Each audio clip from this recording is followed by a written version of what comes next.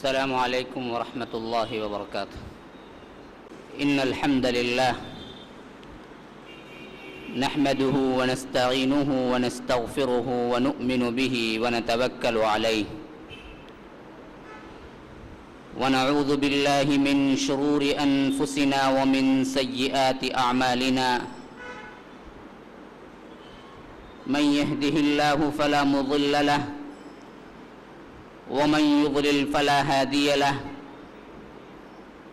وأشهد أن لا إله إلا الله وحده لا شريك له وأشهد أن محمدًا عبده ورسوله. أما بعد وسيجنبها الأتقى الذي يؤتي ماله يتزكى وما لأحد عنده من نعمة تجزى إلا ابتغاء وجه ربه الأعلى ولسوف يرضى. اللهم أرنا الحق حقا وارزقنا اتباعه وأرنا الباطل باطلا وارزقنا اجتنابه. اللهم علمنا ما ينفعنا وانفعنا بما علمتنا وارزقنا علما. رب اشرح لي صدري ويسر لي أمري واحلل عقدة من لساني يفقه قولي. برادران اسلام، واجب الاحترام بزرگوں، دوستوں اور عزیز ساتھیوں، لائق احترام ماؤں اور بہنوں، آج جو موضوع ہمارے لیے ہے وہ خلفائے راشدین جس کا عنوان ہے. اس سلسلے میں اس سے پہلے بھی ایک مختصراً جامع خاکہ خلفائے راشدین ہی کے موضوع پر میں نے کیا تھا، لیکن اب اس مرتبہ جو خلفاء کی سیرتیں انشاءاللہ العزیز آپ لوگوں کے سامنے آئیں گی، وہ تفصیل اور تاریخی پہلوؤں کو شامل کر کے آپ لوگوں کے سامنے پیش کرنے کا ارادہ ہے. دراصل تاریخ اسلام کی اگر ہم ابتدا کہہ سکتے ہیں تو وہ خلفائے راشدین ہی سے ہے. اور یہ بات اچھی طرح ذہن میں رکھ لیجئے، جو قوم اپنی تاریخ کو نہیں جانتی یا جو قوم اپنی تاریخ کو بھلا بیٹھتی ہے، اس کے بارے میں بڑے بڑے مؤرخین اور اسلاف کا یہ قول ہے کہ پھر اس کو برباد کر دینا اور اس کو مٹا دینا بہت آسان ہو جاتا ہے. ہم اپنی تاریخ کو بھلا دے یا اپنی تاریخ نہیں جانتی، غافل ہو جائے، پھر اس قوم کو مٹا دینا، اس قوم کو نیست و نابود کر دینا، اس قوم کی عزت کو چھین لینا کوئی بڑی بات نہیں ہوتی. افسوس کہ اس مقولے کا صحیح مصداق آج امت مسلمہ ہے. جو شاندار ماضی ہم رکھتے ہیں، جو شاندار کارنامے ہمارے اسلاف نے انجام دیے ہیں، قوموں کی تاریخ میں کوئی اور تاریخ ایسی نہیں ہے جیسی کہ ہماری اپنی تاریخ ہے. لیکن عجیب مسئلہ یہ ہے کہ کتنے مسلمان ہمارے اپنی اسلامی تاریخ سے واقف ہیں. ان کو پتہ ہے کہ کب کیا حالات پیش آئے تھے، خلفاء نے کیسی زندگیاں گزاری تھی، فتوحات کا سلسلہ کیسے پھیلا، اسلام کا وہ عظیم الشان کارنامہ کب انجام پایا؟ یہ تمام چیزیں ہم سمجھتے ہیں کہ یہ سب بہت دور کی باتیں ہیں اور یہ بہت بڑے بڑے لوگ پڑھنے کی باتیں ہیں، بس ایک عوام سے اس کا کیا تعلق ہے تاریخ وغیرہ سے؟ تو اسی وجہ سے امت مسلمہ کا ایک بہت بڑا گروہ تاریخ کو جانتا ہی نہیں۔ اسلامی چند احکامات کو جاننے والے بھی تاریخ اور اس کے جو کچھ لوازمات ہیں، جو کچھ اہم واقعات ہیں، یہ تک نہیں معلوم ہے۔ صدیق اکبر نے کب خلافت لی؟ مجھے پتہ نہیں کہ بیٹھے ہوئے لوگوں کتنے لوگوں کو معلوم ہے کہ کب لی تھی، کس سن میں ہوا تھا یہ۔ پھر ابو بکر نے چارج کب لیا؟ عمر نے اس کا چارج کب لیا؟ کتنے عرصے انہوں نے کیا ہے خلافت کی حیثیت سے خلیفانہ زندگی گزاری؟ کتنے لوگوں کو معلوم ہے؟ نہیں، پتہ ہی نہیں ہے، نہ اس کے بارے میں ہم جاننے کی کوشش کرتے ہیں۔ تو ہم اپنی تاریخ سے دور ہوتے چلے گئے۔ تو آج ہمارے لیے سب سے بڑا المیہ یہ ہے کہ ہم کو اب مٹانا بہت آسان ہے۔ ذلیل پیشے جتنے ہیں ہم مسلمانوں میں موجود ہیں۔ یاد رکھ لیجئے، کوئی بہت بڑے بہادر باپ کا بیٹا ہے، اس کو معلوم ہے اس کا باپ بہت بڑا بہادر تھا، اب وہ بیٹا کبھی اگر بزدلی دکھائے گا، کبھی بزدلی کا خیال بھی آئے گا، تو اس کے دل میں یہ تڑپ ہوگی، ارے میرا باپ بڑا بہادر تھا۔ میں اس کی مثال مالدار جو دولت مند اولاد جو بگڑ جاتی ہے نا، اس سے دیا کرتا ہوں۔ عموماً ایک مالدار شخص کا بیٹا ہے، اب اس کے ذہن میں سب سے بڑا ترہ کیا ہوتا؟ میرا باپ بڑا امیر ہے، وہ خود کچھ بھی نہیں، ایک پیسہ کمانے کی صلاحیت نہیں۔ ایسے ہی ہوتے ہیں زیادہ مالدار لوگوں کی اولاد کوئی قابل نہیں ہوتے زیادہ تر، اللہ ہے ماشاءاللہ کوئی قابل بھی ہو جائے یا اور بات ہے، لیکن عموماً ناز ہوتا ہے کن پہ؟ اپنے باپ کی دولت پہ، میرا باپ میرا باپ میرا باپ۔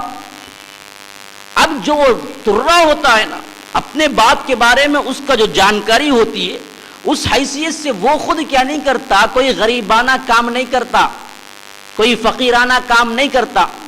ضرورت پڑ بھی گئی تو سوچتا کہ نہیں جی میرا باپ خود اتنا مالدار تھا، میں کیوں کسی سے مانگوں؟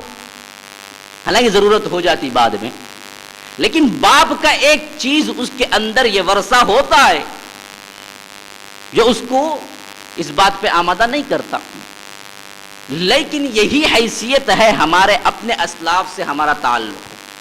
اگر ہم اپنے اسلاف سے تعلق جوڑیں اور سمجھیں کہ اصحاب رسول اللہ ہمارے اسلاف ہیں، ہمارے آبا و اجداد ہیں، انہوں نے جو کارنامے انجام دیے، اللہ تعالیٰ نے انہیں جو انعام و اکرام سے نوازا، ان کا جو اخلاق و کردار کی جو بلندی تھی، ایسے کے نام لینے والے، ان سے اپنے تعلق کو جوڑنے والے ہم یہ کام کریں؟ ہم رذیل پیشے اختیار کریں، ہم جھوٹ بولیں، ہم کذب بیانی کریں؟ یہ نہیں ہو سکتا۔ جب ہمارے اسلاف سے ہمارا ایک تعلق رہے گا، دھوکہ دیتے وقت خیال آئے گا کہ نہیں ہمارے آبا و اجداد تو کیسے تھے، بلندی کے کون سے معراج پہ تھے، ہم کہاں ہیں؟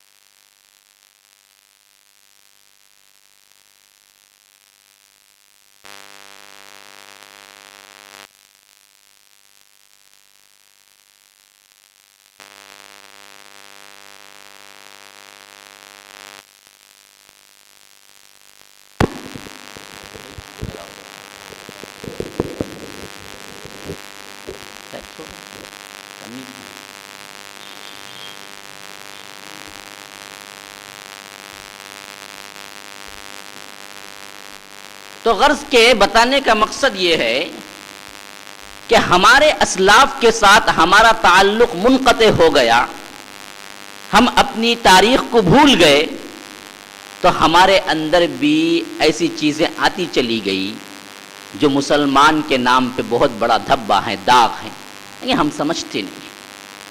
تو یاد رکھ لیجئے یہی ایک محرک ہے، مقصد ہے میرا کہ خلفائے راشدین کی سیرتوں کو آپ کے سامنے رکھنے کا۔ اس میں ہم تولیں پرکھیں اپنے آپ کو کہ وہ بھی کیا لوگ تھے جنہوں نے اپنی زندگی وقف کی بندگی کے لیے. بڑا اچھا مصرع ہے. شاعر کہتا ہے وہ بھی کیا لوگ تھے جنہوں نے اپنی زندگی وقف کی بندگی کے لیے. لیکن ہم اپنی بندگی وقف کرتے ہیں زندگی کے لیے. ہماری حالت بالکل الٹ ہے.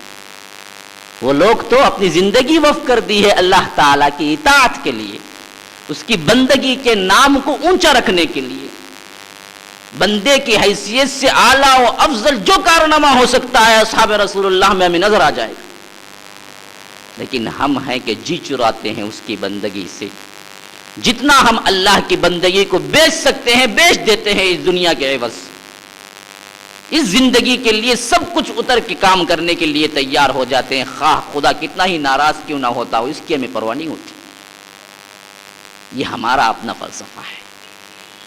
تو یہ دیکھنا چاہیے کہ یہ سیرتوں کے اندر ہمیں کیسے اعلیٰ نمونے ہمیں مل جاتے ہیں. تو غرض کہ جو موضوع ہے میرا، وہ موضوع زیادہ تر جہاں تک میرے جو انداز ہیں بعض جوشیلے ہوتے ہیں موضوع کی مناسبت سے، بعض اسباق کے پہلو سے میں درسیہ انداز اختیار کر لیتا ہوں، اور اس میں شاید سننے والوں کو کچھ اکتاہٹ بھی نظر آئے، کچھ بیزارگی بھی طاری ہو جائے. لیکن جہاں بات سمجھانی مقصود ہو میرا یہی انداز ہوتا ہے، تبھی بات کو سمجھ سکتے ہیں. اور یہ تاریخی واقعات عموماً اپنے اندر ایک درس لیے ہوئے ہوتے ہیں، ایک عبرت لیے ہوئے ہوتے ہیں. تو اس کو پڑھانے کا انداز بھی زیادہ تر میرا درسیہ ہوگا، جس کے لیے میں آپ لوگوں کے توجہ کے لیے خصوصی طور پر اپیل کرتا ہوں کہ ذرا نیند بھی آئے گی، شیطان بھی کچھ نہ کچھ اپنے ہیلے وسائل استعمال کرے گا، لیکن سننا چاہیے، سمجھنا چاہیے، اور سمجھنا چاہیے کہ ہمیں ان علوم کو حاصل کرنا ہے. یہ کچھ عوام صرف علماء کے لیے مخصوص چیزیں نہیں ہیں. یہ غلط فہمی ہمارے دلوں کے اندر بیٹھ گئی ہے کہ بعض چیزیں کیا وہ علماء پڑھ لیتے ہیں بس، یہ عوام کی بس کی بات نہیں ہے. ایسی بات نہیں ہے. علوم کے جو چوٹی کے ہیں سبجیکٹ، اس کے لیے کہہ سکتے ہیں کہ ہاں اس کو علماء ہی حل کر سکتے ہیں، اس کے لیے وقت لگانا ہی چاہیے. لیکن جو علوم ہر ایک چیز ہر ایک مسلمان کے لیے ضروری ہیں ان میں آتے ہیں جتنے میں ٹاپک بیان کرتا ہوں. تو اس حیثیت سے آپ بھی ایک طالب علم کی حیثیت سے اگر آپ ذہن میں رکھیں گے اور اس نظریے سے خطاب کو سنیں گے تو بات کو سمجھنے میں بڑی آسانی پیش آ جائے گی. دیکھیے خلفاء دراصل خلیفے کی جمع ہے، اسی سے خلفاء ہے. راشد، یہ راشد دراصل یہ لفظ امت نے انہیں دیا ہے. اللہ کے رسول صلی اللہ علیہ وسلم نے بحیثیت مجموعی دے کے گئے تھے کہ میری سنت کو اور میرے خلفاء راشدین کی سنت کو، وخلفاء الراشدین المہدیین عضوا علیہا بالنواجذ، کہ نواجذ دراصل کسے کہتے ہیں؟ یہ جو دانت ختم ہو کے داڑھ شروع ہوتا ہے. اب یہ داڑھ شروع ہوتا نا، ہم کوچلی کا دانت کہتے ہیں جو نوکدار ہوتا ہے. دیکھیے اگر اس سے کوئی پکڑتا ہے نا چیز کو، رسی وغیرہ کو بھی آپ بھی پکڑ کے دیں گے، پھر کھینچیں، دانتوں سے پکڑیں گے باہر نکل جائے گی. داڑھوں سے پکڑ ہی نہیں سکتے کیونکہ وہ اندر ہیں. لیکن جو کوچلی کے دانت ہیں اس سے جو پکڑ لیتے ہیں نا، اس کی مضبوطی اور ہی ہے. اس سے دانت ٹوٹتا ہے تبھی نکلتی ہے چیز، اگر آپ مضبوطی سے دبا لیں تب. تو اللہ کے رسول اسی کی جمع نواجذ. اللہ کے رسول صلی اللہ علیہ وسلم نے بتایا تھا کہ میری سنت کو اور میرے خلفاء راشدین، یہاں وہ لفظ آیا راشد جسے ہم کہتے ہیں خلفاء راشدین، میرے خلفاء راشدین کی سنت کو تم مضبوطی سے پکڑ لو، ایسے جیسا کہ تم اپنے نواجذ سے پکڑتے ہو. اتنی مضبوطی ہو کہ تم کوچلیوں کے دانت سے اس کو مضبوطی کے ساتھ پکڑ لو. یہ ہے اصل اسلام، اصل شریعت. بیٹا وہاں بیٹھ جاؤ، ادھر پیچھے بیٹھ جاؤ. تم حرکت کرتے تو میرا دماغ حرکت کرتا ہے. ہاں. تو غرض کے کیا ہے؟ عضوا علیہا بالنواجذ، ان کی سنتوں کو کوچلیوں کے دانت سے پکڑ لو. اب یہاں پر راشد آیا ہے اور یہی لفظ قرآن میں استعمال ہوا ہے، وَلَقَدْ آتَيْنَا إِبْرَاهِيمَ رُشْدَهُ مِنْ قَبْلُ وَكُنَّا بِهِ عَالِمِينَ. ہم نے ابراہیم کو راشد بنایا، رشد دیا ہے.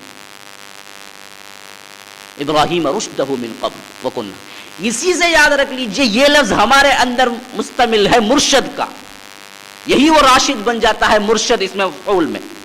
ہم کہتے ہیں مرشد آئے تھے، مرشد وہ ڈھول ڈپے کرنے والے بدبخت لوگ مرشد ہو جاتے، یہ ہماری جہالت کی انتہا ہے. وہی راشد سے بنا ہے مرشد، مرشد اس میں فاعل اور مرشد اس میں مفعول ہو جاتا ہے. اب آئیے اصل میں لفظ کیا ہے؟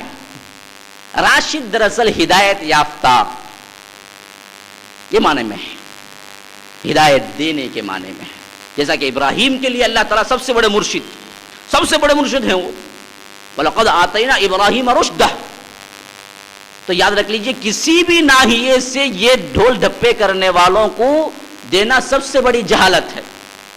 وہ ہرگز کیا ہے؟ مرشد نہیں ہے. یاد رکھ لیجئے مرشد تو یہ اللہ تعالیٰ بڑے بڑے لوگوں کو خطاب ملنے والے لوگ ہیں جو ہدایت یافتہ ہیں. تو وہ خلفاء جنہوں نے اللہ کے رسول صلی اللہ علیہ وسلم کے بعد انہی جیسی خلافت کو قائم رکھ کے چلانے والے، یہ معنی ہے الخلفاء الراشدین. یعنی کیسی بادشاہت کی ہے، کیسی خلافت کی ہے؟ خلافت علی منہاج النبوہ. یہ مطلب ہے، اچھی طرح یاد رکھ لیجئے یہ بات.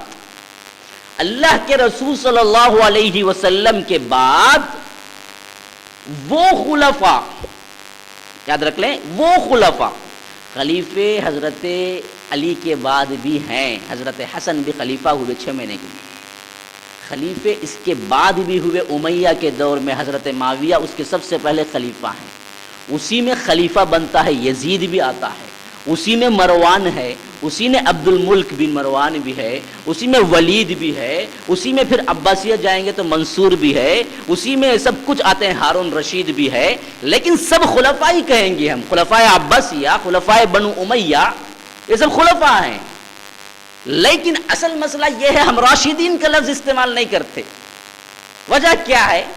وجہ اس کی یہ ہے کہ وہ خلفاء مراد ہیں اس سے جن کی خلافت علی منہاج النبوہ ہوئی ہے، جن کی خلافت اللہ کے رسول صلی اللہ علیہ وسلم ہی کی طرح، جس طرح انہوں نے اپنی دور میں خلافت کی، بالکل وہی معنی میں جن صحابہ نے بعد میں آگے چل کے اللہ کے رسول کے بعد وہ خلافت قائم کی، ان کو ہم الخلفاء الراشدون. یہ متفق علیہ 4 ہے. مختلف بھی اس میں حضرت حسن کی بھی شامل ہوتی ہے، حضرت عمر بن عبد العزیز کے 2 سالہ دور بنی امیہ کے اس میں بھی شامل کرتے ہیں بعض لوگ، کیونکہ انہوں نے بھی آگے چل کے اللہ کے رسول صلی اللہ علیہ وسلم نے جیسے بتایا تھا اسی ناحیے سے اپنی دور حکومت میں خلافت کی ہے. حضرت حسن کے 6 ماہ کیوں شامل ہوتے ہیں؟ دراصل وہ بھی ایک حدیث کی بنیاد پر ہی ہے. اللہ کے رسول صلی اللہ علیہ وسلم نے بتایا تھا کہ میرے بعد خلافت، یعنی خلافت وہ خلافت جو خلفائے راشدین کی ہے، علی منہاج النبوہ کی ہے، 30 سال رہے. 30 سال اللہ کے رسول نے بتایا تھا. اب بعد میں امت نے جب کیلکولیشن کیا اس کا، یہ 30 سال کیسے بنتے، تو حضرت ابو بکر کے 2.5، عمر کے 10، حضرت عثمان کے 11 سال 11 ماہ، تقریباً 5 یا 10 دن کم ہوتے ہیں 12 سال کو، پھر حضرت علی کے 4.5 سال تقریباً. ان سب کے مجموعوں کو ملا کے دیکھا جائے ماہ کے بھی حساب سے تو 20 پر 9 سال 6 ماہ بنتے ہیں، یعنی 20 پر 9 6 ماہ اور باقی ہیں. اسی وجہ سے علماء امت کہتے ہیں کہ اگر حسن کی خلافت کے 6 ماہ اس میں ملا لیں جو انہوں نے دستبرداری سے پہلے کیے تھے، 6 ماہ بعد تو وہ خود اپنی خلافت اٹھا کے حضرت امیر معاویہ کے پاس سپرد کر دیا، جیسا کہ احوال پڑھیں گے پھر بھی آئے گا، پہلے بھی پڑھ چکے ہیں ہم کربلا کے واقعات میں. تو وہ 6 ماہ ملا لیں گے تو وہ کل جو 6 ماہ اس میں باقی ہیں وہ مل جائیں گے، تو کل خلافت جو 30 سال کے اللہ کے رسول صلی اللہ علیہ وسلم نے کہا ہے، حضرت حسن کی خلافت اس کو تکمیل کر دی تھی۔ 30 سالہ بالکل ٹھیک 30 سال کی خلافت۔ پھر جو دور آیا ہے ملوکیت کا، بادشاہت کا، لیکن بادشاہت یاد رکھ لیجئے اسلام میں بری نگاہ سے دیکھا نہیں جاتا الا یہ کہ اس کے اندر ظلم و فساد ہو۔ یہ غلط فہمی یہ بھی بیٹھ گئی ہے ذہنوں کے اندر کہ اسلام میں بادشاہت ہی نہیں ہے، ایسی بات نہیں ہے، یاد رکھ لیجئے اسلام میں بھی بادشاہت جائز ہے جب وہ قسط پر عدل پر قائم ہو، جیسا کہ ہم دیکھتے ہیں انبیاء میں بادشاہ تھے۔ حضرت سلیمان کیا تھے؟ بادشاہ تھے، بادشاہ، ان کو وہ ملوکا وہ آتاکم ما لم یؤتی احدا من العالمین، خود اللہ تعالیٰ ذکر کرتا ہے ہم تمہارے اندر بادشاہوں کو پیدا کیا۔ جب یہ فعل برا ہوتا تو اللہ تعالیٰ کبھی نعمت کے طور پر ذکر ہی نہیں کرتا۔ بادشاہ ہونا بذات خود برا نہیں ہے، بادشاہ ہو کر اس میں ظلم کی تائید کرنا یہ برا ہے۔ اسی وجہ سے حضرت امیر معاویہ خلفائے راشدین کے اندر اگر نہیں آ سکتے ہیں تو بھی یاد رکھ لیجئے ملوکت کے حساب سے سب سے معزز، سب سے بہترین اپنی دور خلافت میں خلافت کرنے والے بادشاہوں کے حساب سے حضرت امیر معاویہ ہے۔ ان کو ڈیگریڈ کرنے کے لیے کوئی سبب نہیں بنتا۔ بعض بدبخت لوگ ہیں وہ سمجھتے ہیں کہ انہوں نے ملوکیت کی ابتدا کی تھی۔ ملوکیت کی ابتدا کی تھی یا نہیں کی تھی یہ دوسری بات ہے، لیکن بظاہر ملوکیت اسلام کے نظام میں بری نہیں ہے، یاد رکھ لیجیے۔ اگر بادشاہ نیک ہو، صالح ہو، شریعت کا پابند ہو تو وہ اللہ کی نظر میں بھی وہی مقام رکھتا ہے، یہ اچھی طرح ذہن میں رکھ لیجیے۔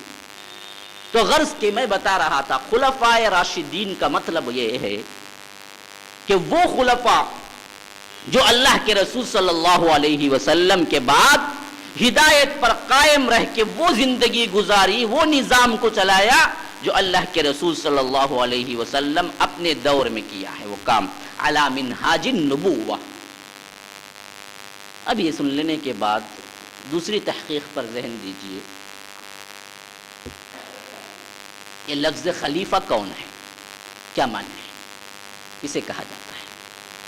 میں نے خلیفے کی جمع بتلایا خلفاء، لیکن خلیفے کا معنی نہیں بتلایا تھا۔ دراصل خلیفہ اس کو کہا جاتا ہے جو ایک دوسرے کے پیچھے آتے ہیں۔ پیچھے آنے والے کو ہم جیسا کہ پیٹ پیچھے کو خلف کہتے ہیں، عربی میں خلف کا مطلب ہے پیچھا، اسی سے خلیفہ نکلا ہے، یعنی ایک کے بعد آنے والا۔ اسی ناحیے سے حضرت آدم کو بھی ایک انداز کے مطابق بعض مفسرین یہی ذکر کرتے ہیں کہ انی جاعل فی الارض خلیفہ، کہ ہم زمین میں خلیفہ بنانے والے ہیں۔ حضرت آدم کو کہا تو کیا مانا؟ جنوں کے بعد دوسری مخلوق آنے والی ہے، جن تھے اس مقام پہ ان کو ہٹا کے اب آدم آ رہے ہیں، پیچھے آ رہے ہیں۔ پہلے آنے والے نہیں تھے آدم پہلے جن تھے، آدم دوسرے آنے والے ہیں تو ان کے پیچھے آنے والے ہیں، یہ معنی میں ہے وہ خلیفہ۔ اسی طرح یاد رکھ لیجئے خلفۃ لمن اللیل ان یذکر او اراد شکورا، اب یہ رات ہے نا، رات دن، اس کے لیے بھی اللہ تعالیٰ یہی لفظ استعمال کرتا ہے خلیفے کا۔ کیا معنی؟ رات آتی ہے ختم ہوتی ہے پھر دن آ جاتا ہے، پیچھا برابر ہے دونوں کا، کبھی رات ٹھہرتی نہیں کبھی دن ٹھہرتا نہیں، رات پھر دن، رات دن، ایک کے بعد دیگرے پیچھے آتے چلے جاتے ہیں، اس کے لیے بھی خلیفہ استعمال ہوا ہے۔ تو یہی معنی ہے خلیفے کا یہاں پر، بمعنی اللہ کے رسول کے بعد اس مقام پر آنے والے جو اللہ کے رسول صلی اللہ علیہ وسلم نے حکمراں کی حیثیت سے کیے تھے، یہ معنی ہے خلیفہ۔ اسی وجہ سے یاد رکھ لیں کہ اللہ کے رسول صلی اللہ علیہ وسلم کے بعد حضرت ابو بکر کو خلیفۃ الرسول کہا گیا، تمام امت نے متفق ہو کہ خلیفۃ الرسول کہا۔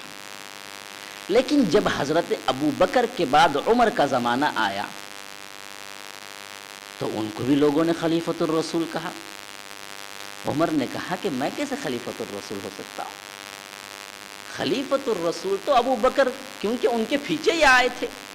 میں تو خلیفۃ الرسول ہو سکتا ہوں. میں اللہ کے رسول کے خلیفے کا خلیفہ ہوں، اس کے بعد نہ آیا ہوں. میں ڈائریکٹ خلیفۃ الرسول تو نہیں ہو سکتا. وہ صرف مقام ہے صدیق کا، کسی اور کا مقام نہیں ہے دنیا میں. یہ صدیق کا مقام ہے کہ وہ خلیفۃ الرسول بنا ہے. اب وہی لقب میرے لیے، یہ صحیح نہیں ہو سکتا. پھر کیا کیا جائے؟ پکارے تو کیا پکارے؟ تو انہوں نے کہا کہ امیر المؤمنین پکارو. اب میں خلیفہ نہیں ہوں، تم کہو کہ مسلمانوں کے امیر، یہ صحیح لفظ ہے. اسی وجہ سے وہی سب سے پہلی ابتدا کرنے والے ہیں امیر المؤمنین کی، کہ تم خلیفہ رسول مت کہو، تم امیر المؤمنین کہو مجھے، میں مسلمانوں کا امیر ہوں. تو یاد رکھ لیجیے، صحیح طور پر خلیفہ اگر ہے تو وہ پیچھے آنے والا نائب کا حیثیت ہے، اور وہ ہے صدیق اکبر، جو اللہ کے رسول صلی اللہ علیہ وسلم کے فوراً بعد خلافت پر آئے. یہ رہا لفظ خلفاء راشدین کی صرف لفظی بحث ہے جو میں نے آپ لوگوں کے سامنے وضاحت کر دی ہے. اب آئیے، یہ خلیفہ ہم اس کی زندگی کو سننا چاہیں گے تو دو پیرائے میں ہیں. ایک ہے ان کی زندگی کی پیدائش سے لے کر وفات تک کا پیرا، کب پیدا ہوئے، پھر کیسے اسلام قبول کیا، پھر اس کے بعد کی زندگی نبوی زندگی میں کیسی تھی، پھر خلافت کیسے ملی، پھر وہاں سے انہوں نے خلافت کیسے کی. یہ ایک ٹائپ ہے. دوسرا یہ کہ ہم خلافت سے لیں کہ مسند خلافت پر بیٹھ کے انہوں نے کیا کیا کام انجام دیے. میں نے جو طریقہ کار آپ لوگوں کے سامنے رکھوں گا وہ یہ ہے کہ سب سے پہلے مستند خلافت پر کس طرح متمکن ہوئے، کیسے چارج لیا، یہ خلافت کیسے ملی، پھر اس کے بعد انشاءاللہ تعالی فضائل، پھر اس کے بعد میں ان کی ابتدائی زندگی سے آپ لوگوں کے سامنے ورق گردانی کرتا چلا جاؤں گا کہ کیسے وہ اپنی زندگی کی منازل طے کرتے گئے ہیں. سب کو معلوم ہے اللہ کے رسول صلی اللہ علیہ وسلم ماہ ربیع الاول 12 تاریخ کو وفات پائے. وفات میں اختلاف نہیں ہے، پیدائش میں اختلاف ہے علماء کا کہ اللہ کے رسول صلی اللہ علیہ وسلم 12 ربیع الاول کو پیدا ہوئے یا نہیں. کوئی 9 کے قائل ہیں، کوئی 12 کے قائل ہیں، کوئی اور تاریخ کے قائل ہیں، لیکن وفات میں اتفاق ہے علماء کا کہ وہ 12 ربیع الاول تھے. اچھی طرح یاد رکھیں، یہ ہمارے میلاد النبی کے لیے بھی ایک بہت بڑی چوٹ ہے. جو لوگ بنا دلیل کے مناتے ہیں، پہلے جس تاریخ کو مناتے ہیں وہ تاریخ ہی کیا ہے، مستند نہیں ہے، اللہ کہ وفات کی لی جائے. وفات کی تاریخ مستند ہے لیکن میلاد کی تاریخ مستند نہیں ہے. اس میں کئی اقوال ہیں علماء کے، اور ان میں آج کے جو فلکیات کے ماہر جو 19ویں صدی کے ہیں، محمود باشا فلکی مصری ہیں، فلکیات کے جو حساب کیلنڈر کرتے ہیں نا قمری، اس کے بہت بڑے ماہر ہیں. ان دنیا نے مانا ہے انہیں، محمود باشا فلکی. انہوں نے دلائل ثابت کیا ہے کہ 12 کو ہو ہی نہیں سکتی. سورج گرہن اور چاند گرہن جو ہوتا ہے نا، اس کے حساب سے رکھ کے انہوں نے بالدلیل ثابت کیا ہے کہ کسی بھی حالت میں، کیونکہ جس نے سورج گرہن ہوئے تھے اس وقت اللہ کے رسول کے دور میں جو دلائل ہمیں ملتے ہیں، چاند گرہن جو ہوئے تھے جو دلائل ہمیں ملتے ہیں، اس حساب سے 12 ربیع الاول کو اللہ کے رسول کی کبھی پیدائش ہوئی. صحیح تر ہو سکتا ہے تو وہ 9 ربیع الاول ہے، وہ اسی کے قائل ہے. تو غرض کہ میں بتا رہا تھا کہ 12 کو وفات ہوئی ہے. جب یہ وفات ہوئی ہے تو اسی وقت اللہ کے رسول صلی اللہ علیہ وسلم کا دوسرے جو انتظامات کرنے تھے اس کے لیے صحابہ تیار تھے. لیکن ایک بات بڑی اہم ہے کہ اللہ کے رسول صلی اللہ علیہ وسلم نے اپنی زندگی میں نص صریح کے حساب سے بالالفاظ کبھی یہ نہیں کہا کہ میرے بعد ابو بکر کو خلیفہ بنا دیں۔ یہ اہم مسئلہ ہے، اس کی وجہ سے شیعہ اور اہل سنت میں بہت بڑا اختلاف ہے۔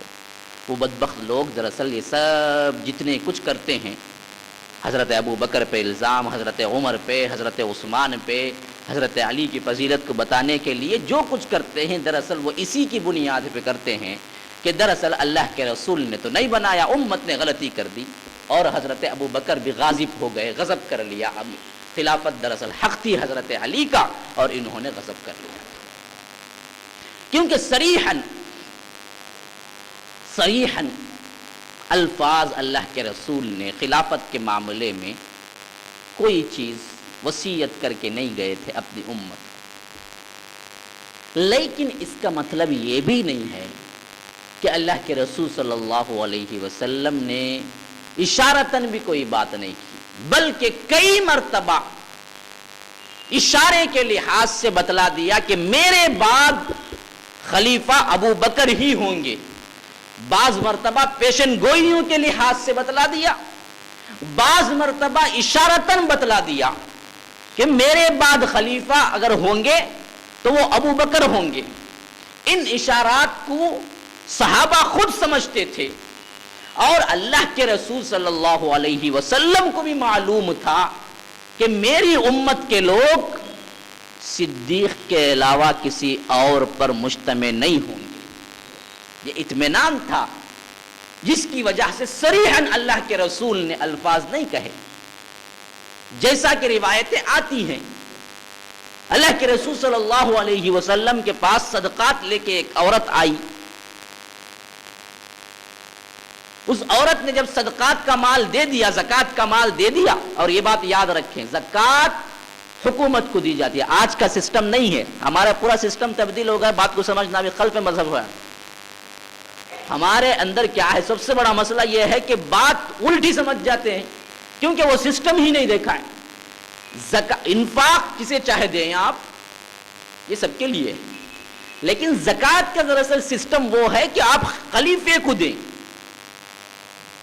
حکومت کو دیں، اور حکومت لے آپ سے، یہ ہے دراصل یہ سسٹم۔ آج چوپٹ ہے، اگر کوئی بھی ایک دن کے لیے بھی قائم کر لیا نا، مسلمانوں کے آدھے سے زیادہ مسئلے حل ہو جائیں گے، یاد رکھیں۔ پورے مسائل کا حل ہت میں موجود ہے، جتنی غربت، جتنی مفلسی، جتنی کچھ معاشی پرابلمز ہمارے ہیں، خاص کر نوجوانوں کے، یاد رکھ لیجئے تمام یہ سسٹم آج تک بالعمل، یہ یورپین لوگ بدبخت لوگ ہزاروں سسٹم آزماتے ہیں، لیکن ایک زکوٰۃ کا سسٹم آزماتے نہیں۔ یہ بھی آزما کے دیکھ لیں ایک مرتبہ، لیکن اب سننے میں آیا ہے کہ بہت سے لوگ ایسے بھی ہیں، خاص کر یورپین کنٹریز میں زکوٰۃ کے نظام پر، غیر سودی بینک کاری کے نظام پر، اصولوں پر بینکیں ہیں، جبکہ اسلامی دنیا میں نہیں ہیں۔ میں پڑھ رہا تھا کہ تقریباً 17 بینکس اب تک یورپ کے اندر ایسے ہیں جس میں سود نہیں ہے، اسلام کے اصولوں پر قائم ہو، جبکہ سلطنت ممالک اسلامیہ کے اندر کوئی بھی ایک بینک نہیں ہے ابھی تک اس حیثیت سے۔ خیر، اس میں ان لوگوں کو نظر آیا۔ تو غرض کے بتانے کا مقصد یہ ہے کہ یہاں پر جب وہ عورت لائی، صدقات دی، انہوں نے پوچھا، صحابیہ نے، اللہ کے رسول آج میں آپ ہیں لا کے دے رہی ہوں، کل اگر آپ نہ ہو، دیکھیے کیسے الفاظ، کل اگر آپ نہ ہو میں کس کے پاس لا کے زکات دوں؟ اللہ کے رسول نے کہا کہ ابو بکر کے پاس، اور کس کے پاس لاؤ گے؟ تو اس عورت نے پوچھا، اچھا اللہ کے رسول ابو بکر نہ ہو، کہا کہ عمر کے پاس لاؤ۔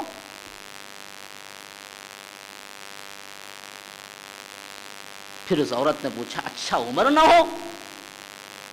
اب اللہ کے رسول کو غصہ آیا، جلال۔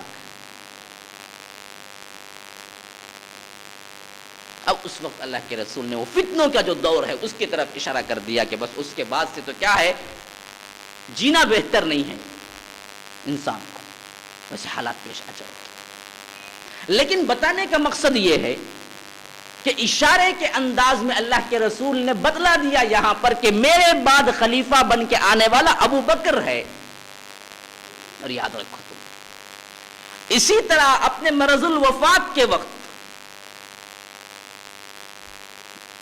حضرت ابو بکر نے اللہ کے رسول صلی اللہ علیہ وسلم کی موجودگی میں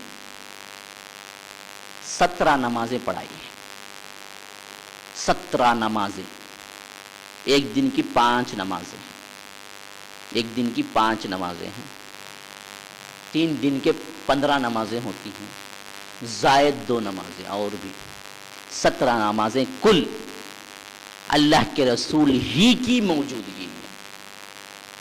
جیسا کہ جب اذان کہہ دی گئی مرض شدت کا تھا, اللہ کے رسول سے اٹھا نہیں جا رہا ہے, بے ہوش ہو جا رہے ہیں, گر جا رہے ہیں. اللہ کے رسول صلی اللہ علیہ وسلم کو جب ہوش آیا, صحابہ سے پوچھا کیا نماز ادا ہو گئی؟ صحابہ نے کہا کہ نہیں, لوگ آپ ہی کا انتظار کر رہے ہیں. اللہ کے رسول اٹھنے کی کوشش کیے ہیں, پھر گر گئے ہیں, بے ہوشی طاری ہو چکی ہے, پھر گر گئے. صحابہ حیران ہیں, پریشان ہیں, کیا کیا جائے؟ مرض کی شدت, بخار کی شدت. پھر کچھ دیر انتظار کیے ہیں. بعض روایتیں ہیں کہ ٹھنڈا پانی ڈالا گیا تھا, کیونکہ بخار کا توڑ دراصل پانی سے ہے. دراصل یہ گرمی کی بخار ہے, ہر بخار کا نہیں ہے بھائی. احادیث میں بھی آیا ہے اس توڑ, بخار کا توڑ پانی سے ہے, لیکن وہ گرمی کی ہے. عرب کے جو بخار ہیں وہ گرمی کی وجہ سے آتی ہیں. ٹھنڈی کی وجہ سے یہاں بیان میں بولے پانی ڈال کے بعد میں کیا ہے, کچھ نہ کچھ ہو جائے تو یہاں کا حوالہ دیں, مرکز السلام. تو یہ بات نہیں ہے. گرمی کی جو بخار ہے اس کے لیے یہ بات آئی ہے.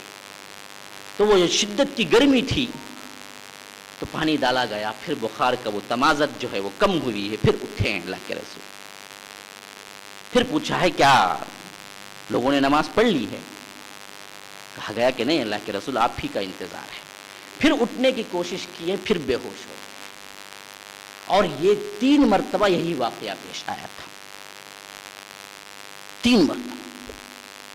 جب اس کے بعد اللہ کے رسول صلی اللہ علیہ وسلم نے کہا کہ مروا ابا بکر فلیصلی بالناس, اللہ اکبر.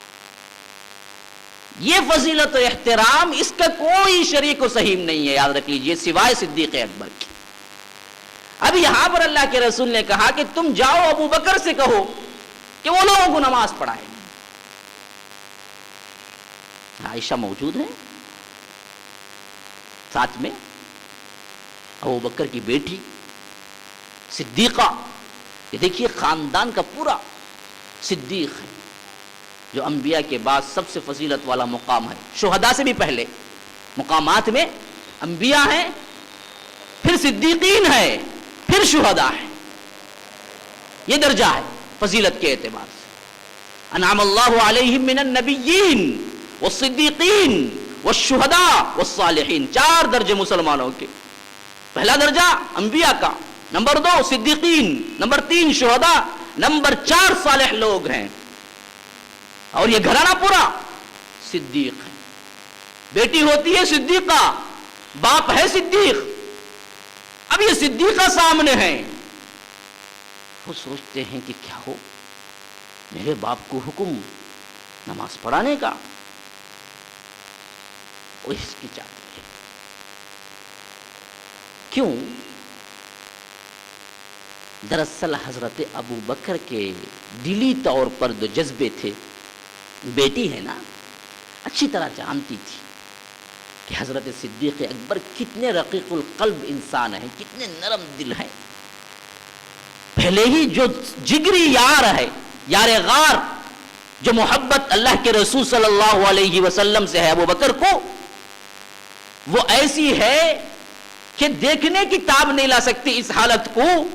اگر اسی کے مصلے پہ کھڑے ہو جائے تو کہاں تاب ہوگی ابو بکر کو کہ اللہ کے رسول کے مصلے پہ میں کھڑا ہوں, باویں لڑکھڑا جائیں گی. یہ وہ کیفیت ہے, وہ دیکھ کے خاموش رہ جاتی. پھر اس کے بعد اللہ کے رسول کو ہوش آتا ہے تو پوچھا کیا نماز ادا ہو گئی؟ کہا کہ نہیں. کیا میں نے نہیں کہا تھا کہ ابو بکر کو کہو کہ وہ نماز پڑھائے؟ عائشہ نے اور ام المومنین ام سلمہ نے جو وہاں پر موجود تھی، سب حضرت عائشہ کے کہنے پر یہ کہنے لگی کہ اللہ کے رسول صدیق تو بڑے رقیق القلب ہیں، یہ کیسے کھڑے ہو سکتے ہیں آپ کے مصلی پہ؟ آپ کم از کم کہیں کہ عمر سے کہہ دے، ہم عمر کو کہہ دیتے ہیں۔ اللہ کے رسول کا چہرہ غضبناک ہو گیا، غصے میں آ گئے اللہ کے رسول صلی اللہ علیہ وسلم۔ اللہ کے رسول نے غصے سے فرمایا کہ تم لوگ بھی انتن کا صواحبات یوسف، کیا تم لوگ یوسف کے جو لوگ مکاریاں کر رہی تھی، جو عورتیں تھیں، اس طرح بننا چاہتی ہو؟ اس طرح کا کام کر رہی ہو؟ میں کہہ رہا ہوں کہ ابو بکر کو کہو اور تم کہہ رہے ہو کہ نہیں عمر کو کرو، ابو بکر بڑا رقیق القلب ہے۔ فضیلت دیکھیے آپ۔ اس جملے کے کئی اور معنی انشاءاللہ کبھی بیان کروں گا، اب تفصیل موقع نہیں ہے کیوں اللہ کے رسول نے صواحبات یوسف کہا تھا، لیکن بتلا دیں یہاں پر صدیق اکبر کا جو اشارہ تھا واضح طور پر کہ میرے بعد کون خلیفہ بنے گا، یہ جاننے کے لیے اللہ کے رسول صلی اللہ علیہ وسلم کیسے بالالتزام کہا کہ جاؤ ابو بکر سے کہو کہ وہ نماز پڑھائے، جبکہ اسی مجمع میں اسی جماعت میں عمر موجود ہیں، اسی جماعت میں حضرت علی موجود ہیں جن کا نعرہ لگایا جاتا ہے کہ یہ پہلے خلیفہ ہونے چاہیے، لیکن کیا ہے ابو بکر نے ان سے غضب کر لی تھی، وہ بھی تو موجود ہیں۔ اللہ کے رسول بھی موجود ہے جن کو پتا ہے اگر فضائل اتنے ہی ویسے ہی ہوتے تو وہ علی سے کہتے، خود ان کے اپنے داماد ہیں، اپنے ہاتھوں سے پرورش کی ہے، بچپن سے لے کر گھر کے اندر رہے ہیں، وہ ہر حالات جانتے ہیں، اپنے خاندان کے ہیں، سب سے بڑھ کر اپنے چچا کے بیٹے ہیں، لیکن اللہ کے رسول نے واضح کر دی کہ ابو بکر کا معاملہ اور ہے۔ یہی اور ابو بکر کا معاملہ سننے کے لیے یہاں پر بھی نظر ڈال لیں۔ اسی طرح اللہ کے رسول صلی اللہ علیہ وسلم اسی نماز پڑھانے کی کیفیت میں سن لیجئے، پھر حضرت ابو بکر جب مصلی پہ کھڑے ہوتے ہیں، نماز شروع ہو جاتی ہے، اللہ کے رسول کو پھر افاقہ ہوتا ہے، طبیعت ذرا سنبھلتی ہے، تو اللہ کے رسول صلی اللہ علیہ وسلم اپنے حجرے کا پردہ ہٹا کے دیکھتے ہیں۔ یہ بات نوٹ رہے، حجرہ اور مسجد نبوی دونوں ایک تھے، بس پردہ تھا بیچ میں، کیونکہ انہی سے متصل حجرات تھے پورے کے پورے امہات المؤمنین کی۔ اور مسجد میں ادا کرتے ہوئے نمازی صحابہ اور اللہ کے رسول کے حجرے میں بیچ میں صرف پردہ تھا، پردہ ہٹا کے دیکھے، ابو بکر کی معیت میں صحابہ نماز ادا کر رہے ہیں تو خوش ہو گئے، اللہ کے رسول کے چہرے پہ بشابش پہن گئی، خوشی سے چہرہ روشن ہو گیا، امت نے کیا ہے اپنے خلیفے کے برابر حق پہ پہنچ گئی۔ وہ معاملہ نظر آ رہا تھا، پکچر سامنے اللہ تعالیٰ نے خود دکھلا دیا۔ جب اللہ کے رسول نے ارادہ کیا آگے بڑھنے کا، صحابہ نے محسوس کیا نماز ہی کے انداز میں کہ اللہ کے رسول کی اب طبیعت سنبھلی ہے، دیکھیے اشتیاق، اللہ کے رسول کو دیکھنے کا اشتیاق، اللہ کے رسول سے ملنے کا اشتیاق، اللہ کے رسول کی طرف بڑھنے کا اشتیاق، محبت رسول، اس کا کوئی اندازہ کر سکتے ہیں اصحاب رسول اللہ کے اندر کتنی تھی؟ ہم صحیح معنوں میں اندازہ نہیں کر سکتے، یاد رکھ لیجیے۔ وہ تو تڑپ جاتے تھے، ایک دن نہ دیکھا ہے، ایک گھنٹہ غائب رہے ہیں، تو ان کے لیے سب سے بڑی تکلیف دہ بات تو وہی تھی کہ اصحاب رسول اللہ کو اللہ کے رسول صلی اللہ علیہ وسلم کو نہ دیکھ سکے۔ تو اسی وجہ سے نماز کی کیفیت میں ان کے خوشی کا یہ عالم تھا کہ کچھ صحابہ بیان کرتے ہیں کہ اگر نماز کی حالت نہ ہوتی ہم دوڑ پڑتے، حتیٰ کہ ہمارے دلوں میں اس وقت بھی ایک برا خیال آ گیا کہ نماز کو توڑ دیں، اللہ کے رسول کے پاس پہنچ جائے۔ یہ خوشی کا وہ عالم تھا۔ اللہ کے رسول حجرے سے باہر، اب اللہ کے رسول صلی اللہ علیہ وسلم حجرے سے باہر آئے ہیں، کچھ شور کی وجہ سے پیچھے سے ابو بکر کو احساس ہوا ہے کہ اللہ کے رسول بھی آ گئے ہیں، تو خود اللہ کے رسول کے لیے مصلی خالی کرنا شروع کر دے، پیچھے نماز ہی میں ہٹنا شروع ہو گئے ابو بکر۔ اللہ کے رسول نے منع کیا ٹھہرو ٹھہرو وہیں ٹھہرو، لیکن وہ پیچھے ہٹتے چلے آ گئے۔ اب مصلی خالی، یہ پیچھے اللہ کے رسول آگے بڑھ گئے.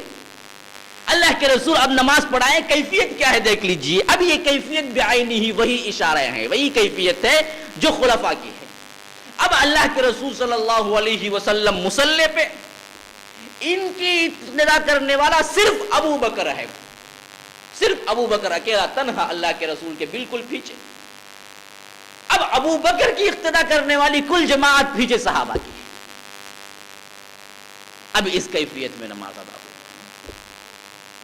اللہ کا رسول سامنے جس کی اقتدا صرف ابو بکر کر رہا ہے, ابو بکر کی کل اقتدا کر رہے ہیں اصحاب رسول اللہ صلی اللہ علیہ وسلم کل کے کل.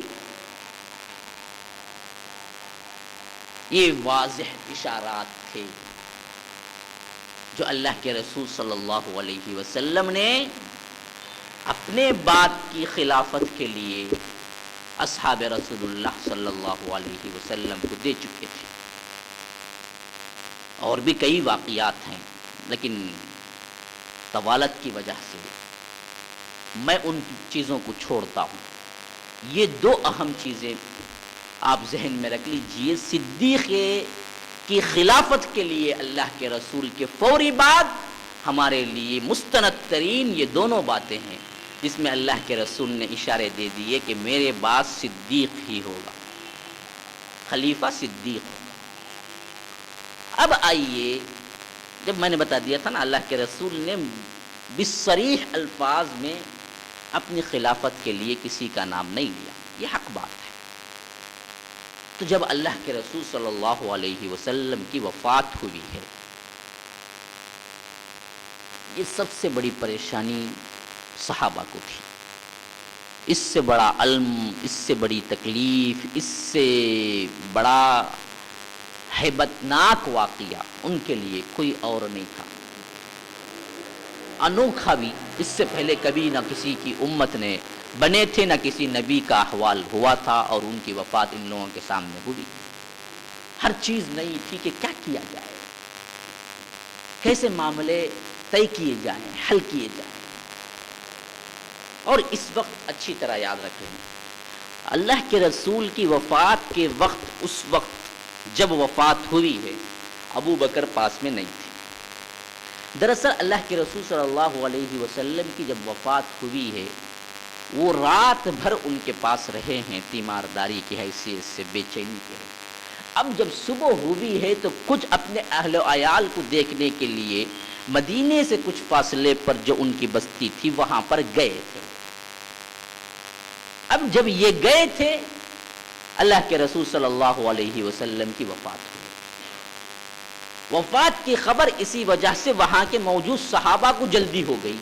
ابو بکر دور چلے گئے تھے, ان کو لیٹ پہنچی. اسی اثنا میں صحابہ جب آئے ہیں حجرے کے اندر اور دیکھا ہے احوال کہ اللہ کے رسول صلی اللہ علیہ وسلم کی وفات ہو چکی ہے, تو خود صحابہ کی تو سمجھ میں کوئی بات نہیں آئی کہ یہ حقیقت ہے یا کوئی اور خواب ہے.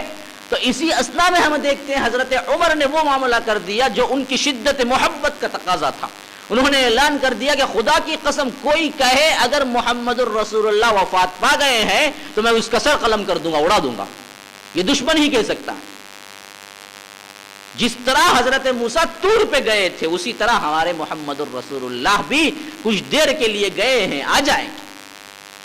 یعنی وفات کو ماننے کے لیے دل تیار نہیں ہو رہا ہے. وجہ اس کی وہ محبت ہے جو حضرت عمر کو اللہ کے رسول صلی اللہ علیہ وسلم کے لیے تھی, اور ان کا جذبہ, ان کا مزاج ذرا جوشیلا, جذباتی, تو انہوں نے یہ کام کر دیا. نہ وہ حضرت عمر سے ٹکر لے تو کون لے, اس کے لیے ایک ہی شخصیت باقی ہے, ابو بکر صدیق ہی ان کا ٹکر لے سکتا ہے, کوئی اور صحابی تو نہیں آ سکتا. تو خاموشی تھی.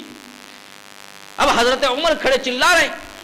اسی اثنا میں حضرت ابو بکر کو معلوم ہوا ہے تو وہ سیدھا گھوڑا دوڑاتے ہوئے واپس پلٹتے ہیں اپنی جگہ سے, پھر آتے ہیں حجرے میں. اور حجرہ کن کا؟ ان کی اپنی بیٹی کا. ایک حیثیت سے حضرت ابو بکر اللہ کے رسول کا جو رشتہ ہے دامادی کا ہے نا, یہ سسر بھی ہیں کیونکہ اپنی بیٹی دیے ہیں اللہ کے رسول کو, حضرت عائشہ کو. تو حجاب کا تو کوئی معاملہ ہے ہی نہیں. ان کی اپنی بیٹی کا حجرہ ہے, اپنی بیٹی کا گھر ہے. یہ سسر ہیں, وہ داماد ہیں اللہ کے رسول حضرت ابو بکر کے.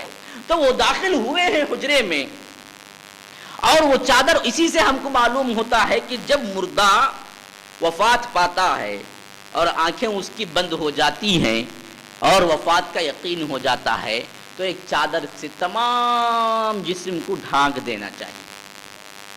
دلیل کیا ہے؟ یہی وہ دلیل ہے جو حضرت ابوبکر صدیق کے اس معاملے میں ہمیں ملتی ہے. کیونکہ حضرت ابوبکر جب اندر داخل ہوئے ہیں یتیں شاہد ہیں کہ اللہ کے رسول کے چہرے مبارک سے وہ چادر ہٹا دی تھی جو چادر اس وقت ان پہ ڈالی گئی تھی.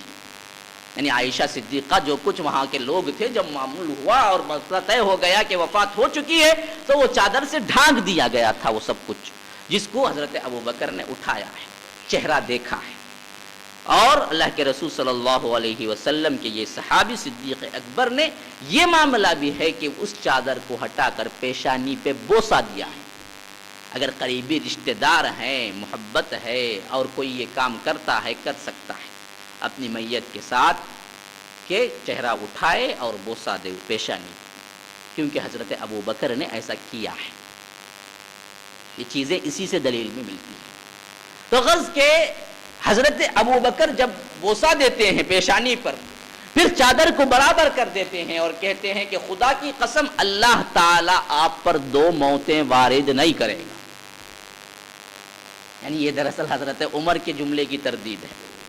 وہاں وہ جو سن کے آ رہے تھے، یعنی سن لیے تھے وہ حجرے میں داخل ہونے سے پہلے ہی کہ وہ کہہ رہے ہیں ابھی وفات نہیں ہوئی، کوئی کہے گا تو سر قلم کر دوں گا. اب دیکھا کہ جوش میں ہے اور اتنے صحابہ بھی ساتھ میں کھڑے ہوئے ہیں تو انہوں نے کیا نہیں کیا، ابوبکر حضرت عمر سے کوئی بات ہی نہیں کی، تعرض ہی نہیں کیا، جھگڑے میں پڑے ہی نہیں کہ کیا بات کہہ رہے ہو، نہیں، سیدھے وہ اندر چلے گئے حجرے میں. پھر وہاں پر کیا ہے دیکھ لیا، اطمینان کر لیا کہ واقعہ کیا ہے، چہرے سے اندازہ لگا لیا. جب پورا ہو گیا تو تب وہ الفاظ کہیں، کیا کہیں ہیں کہ اللہ تعالیٰ 2 موتیں وارد نہیں کرے گا آپ پر. یعنی جو موت لکھی ہوئی تھی وہ وارد ہو چکی، اب پھر موت نہیں آئے گی آپ کو، تو اب ابدی زندگی ہی زندگی ہے، آخرت کی زندگی.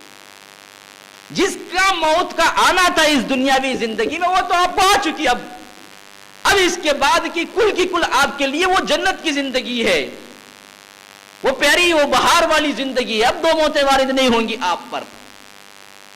پھر وہ وہاں سے باہر نکلے ہیں تو دیکھا ہے عمر کھڑے ہیں، جوش جذبہ ہے، اعلانات ہیں.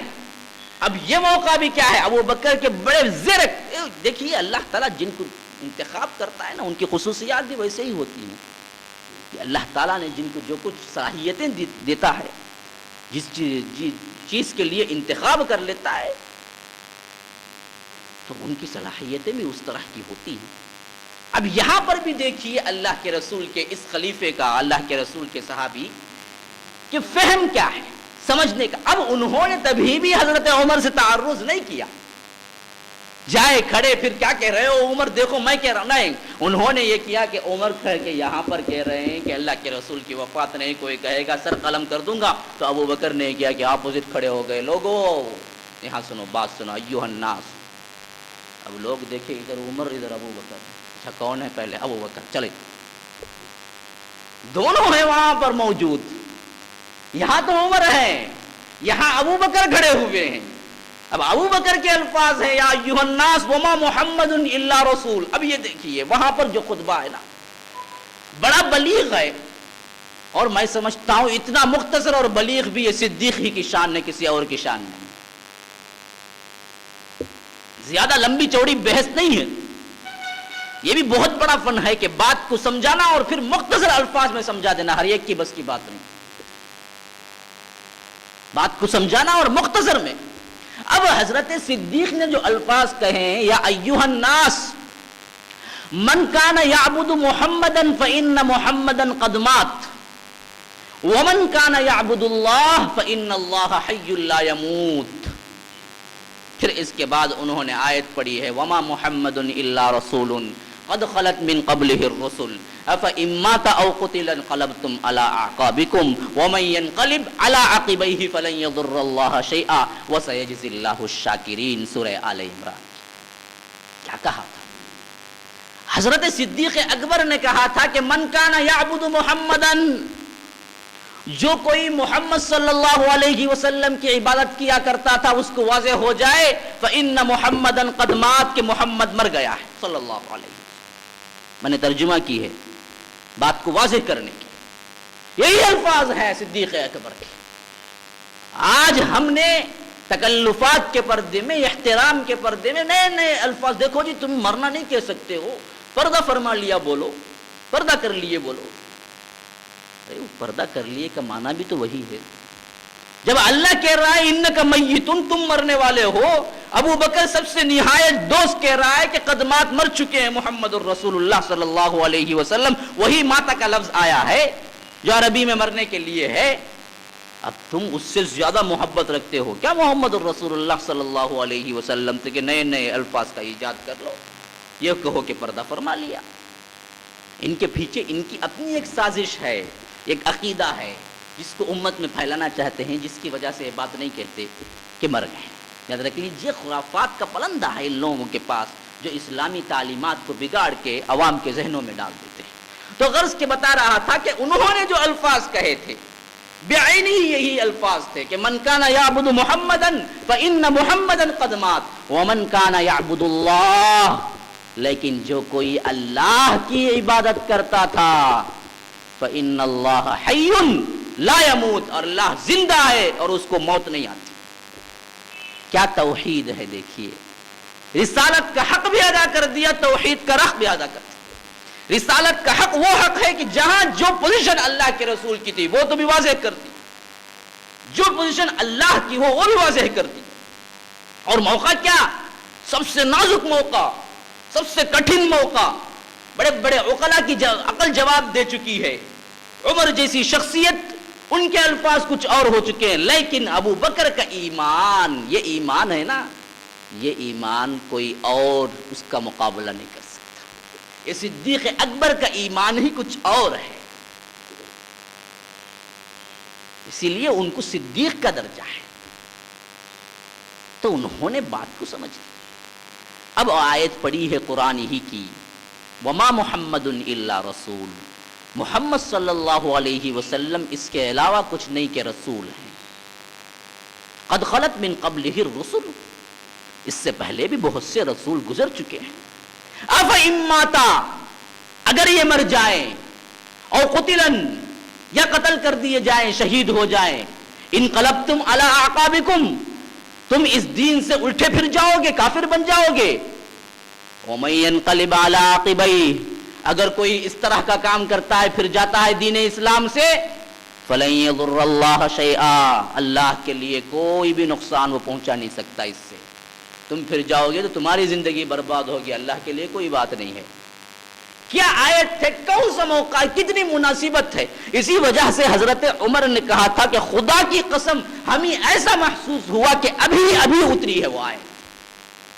ہمارے ذہنوں سے بالکل محو ہو چکا تھا کہ معاملہ کون سا ہے، لیکن یہاں تو ابو بکر نے آتے ہی معاملہ نص سے، قرآن سے ثابت کر دیا ایک لمحے میں کہ یہ تو واقعہ پہلے کہہ چکا ہے اللہ تعالیٰ. تم کہاں ہو، یہ مر جائیں یا قتل ہو جائیں یا شہید ہو جائیں تو تم کیا الٹے پھر جاؤ گے؟ تو اس کا معنی یہ ہے کہ یہ رسول کو وفات دینے والے ہی ہم، موت طاری ہو سکتی ہے رسول پر بھی، اور وہی واقعہ اب ہوا ہے. یہ بتانے کا مقصد ہے. حضرت عمر کہتے ہیں کہ اس کے بعد جب مجمع چھٹا میرے پاس سے، تو ہم نے دیکھا کہ ہر صحابی کے زبان پر یہی آیت تھی، ہر کوئی اسی کا ورد کر رہا تھا. وما محمد الا رسول قد خلت من قبلہ الرسل افإن مات او قتل انقلبتم على اعقابکم ومن ينقلب على عقبیہ فلن یضر اللہ شیئا. اب جب یہ معاملہ ہوا ہے، اب امت کے اندر اصحاب رسول اللہ متفق ہیں کہ جو واقعہ ہونا تھا، جو موت وارد ہونی تھی، وہ اصحاب رسول اللہ پر واضح ہو چکی کہ اللہ کے رسول وفات پا چکے. اب اس معاملے میں دیکھیے بڑا نازک مسئلہ ہے، اور اسی کا گویا کہ غلط ترجمانی کر کے امت میں کیا ہے، صحابہ کے بارے میں ایک طرح کی یہ کیفیت پیدا کرتے ہیں کہ لوگ دیکھو جی اللہ کے رسول ابھی وفات پا کے حجرے میں ہیں، ان کے کفن دفن کا، ان کے معاملات کے دیکھنے کے بجائے صحابہ نے اپنے طور پر اختلاف کر لیا خلافت کے معاملے میں، تو پہلے ان کی نظر میں دنیا تھی، یہاں اللہ کے رسول ابھی حجرے کے اندر ابھی موجود ہیں، ابھی کفن دفن نہیں ہوا، یہاں صحابہ لڑ رہے ہیں. اور یہ معاملہ اصحتر کتابوں میں بھی ہے. عوام دھوکہ کھا جاتے ہیں ان باتوں سے. اسی وجہ سے میں ایک ایک بات کو آپ پر واضح کرتا چلا جاتا ہوں تاکہ کہیں دوسری جگہ بھی آپ کو ان روایتوں سے سابقہ پڑے، کوئی آپ کے ذہنوں کے اندر صحابہ کے خلاف کچھ کرنے کے لیے ایسی روایتوں کا سہارا لے تو آپ متنبہ ہو جائے، واضح ہو جائے آپ کو کہ اس کے وہ مطالب نہیں ہیں جو یہ بیان کر رہا ہے. یہ اچھی طرح ذہن میں رکھ لیجیے. یہ معاملہ حقیقت ہے، بہت بڑی حقیقت ہے کہ اللہ کے رسول صلی اللہ علیہ وسلم کی وفات ہوئی، ادھر صحابہ خلافت کے معاملے میں میٹنگ ہوئی، جبکہ ابھی اللہ کے رسول کو دفنایا بھی نہیں گیا. یہ حقیقت. لیکن اس میں جو کچھ گیم کھیلا ہے خاص کر شیعہ صحابہ پر الزام رکھنے کے لیے، اور وہ لوگ جو اسلاف کو نہیں مانتے، خاص کر ان میں منکرین حدیث جو احادیث کا انکار کر کے قرآن کی منمانی تعویلات کر کے اپنی زندگی کو ان یورپین کنٹریز میں بسنے والے لوگوں کی طرح اسلام کے نام پہ تبدیل کرنا چاہتے ہیں، بدبخت جو اسلام کو بگاڑنا چاہتے ہیں، صحابہ کے مقام کو اب دلوں سے گرانا چاہتے ہیں، وہ لوگ اس میں